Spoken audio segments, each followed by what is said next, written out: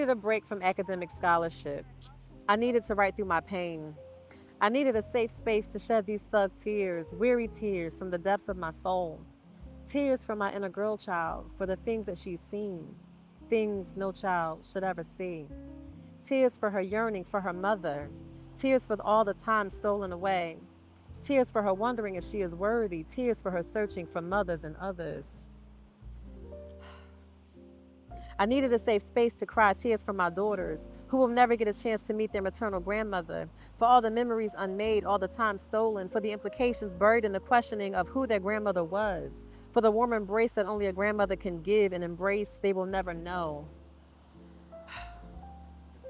After my most ugly cries, I channeled the strength of my ancestors, remembering to speak up, reminding me who I am. This is so hard. I wiped my tears and I continued to write.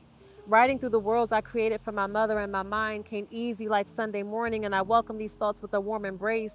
I marveled at the idea of writing her free. I closed my eyes and I imagined my mother resting well, laying easy in a meadow or some flower field under a new sun, smiling bright and unbothered, hydrated, calm, imperturbable, thick from good eating. Respite, peace, and joy was restored when I thought about my mother in this way. Using my radical imagination granted me access to a type of calm that I never knew that I possessed. So I wrote like hell to capture those moments of my mind. Could you imagine this type of peace for your ancestors? The way I saw it, there was no other person in my life who deserved such rest, and as her daughter, I would be the one to give it to her. Creatively, I was unleashed. I discovered an outlet. I wrote poems and not quite poems, and detailed memories, many of which centered my mother and many that did not. On my quest to find my mother's humanity, I suddenly recalled memories that I had forgotten. Memories triggered the creation of new stories, stories that erased the residue. What was this? Exhale. Phenomena was happening and I needed the language to describe it. I needed to know. I needed a framework. I needed a framework that serves us.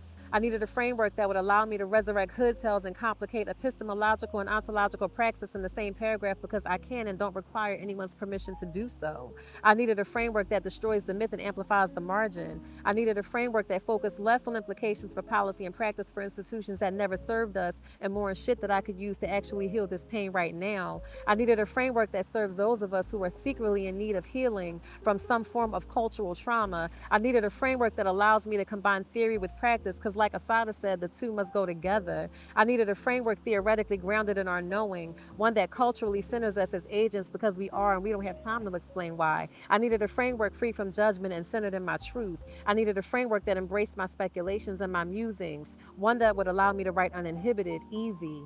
I needed a framework that would give me the space to process cultural trauma as a site for healing. I needed a framework that gave me practical tools. I needed a framework that embraced this energy. I needed a pathway. So, on the quest to search for my mother's humanity and to tell her story, I created one.